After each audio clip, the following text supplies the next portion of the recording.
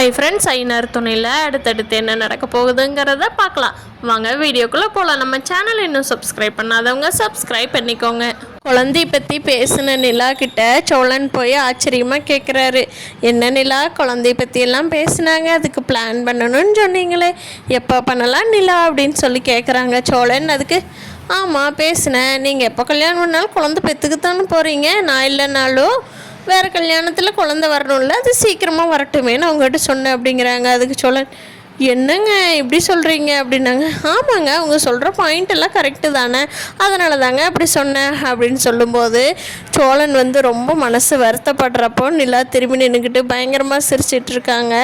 அப்போ சோழன், பார்த்தீங்களா எனக்கு கஷ்டப்படுவான்னு தெரிஞ்சே நீங்கள் ஜோக் பண்ணுறீங்கல்ல, என்னங்க இது நியாயம் அப்படின்னு சொல்கிறதெல்லாம் பார்க்குறப்போ ரொம்ப நிலா கடுப்பேற்றுறாங்கன்னு தான் தோணுது நமக்கு.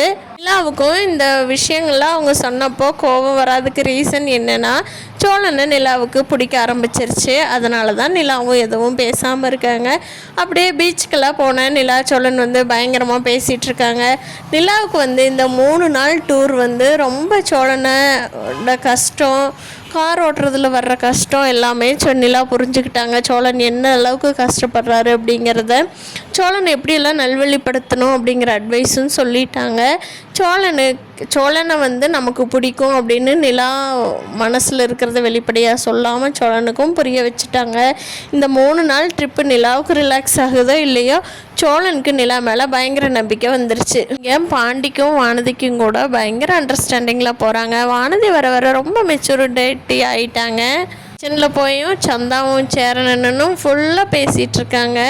பாண்டிக்கு ரொம்ப சந்தோஷம். வானதி, நீ இப்படி பண்ணுவேன்னு எதிர்பார்க்கவே இல்லை வானதி, நிறைய குறுக்க பேசுவேன், ஆனால் சூப்பராக பண்ணிட்டேன் வானதி, ரொம்ப தேங்க்ஸ், அண்ணன் எவ்வளோ சந்தோஷப்பட்டார் தெரியுமா நீ சந்தாவை கூட்டிகிட்டு போனதை பார்த்துட்டு அப்படின்னு சொல்லி பாண்டி சொல்கிறாரு. அதுக்கு வானதி, ஏய் நான் உன்னை கல்யாணம் பண்ணிட்டு இருந்தேன்னா இந்த வீட்டில் நானும் ஒருத்தி தானடா, அப்புறம் இந்த ஹெல்ப் கூட பண்ண மாட்டேனடா அப்படின்னு சொல்லி வானதின்னு சொல்லிட்டு இருக்காங்க.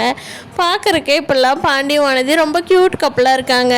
பல்லவன் செஞ்ச தப்பை சரிப்படுத்துறதுக்காக அவள் பயங்கரமாக ஒர்க் அவுட் பண்ணி ஸ்ட்ரெஸ் ஆகி டீஹைட்ரேட் ஆகி பயங்கரமாக ஒர்க் அவுட் பண்ணிக்கிட்டு எக்ஸசைஸ் பண்ணிகிட்ருக்கான். அந்த காம்படிஷன்ல எல்லாம் ஜெயிக்கணும்.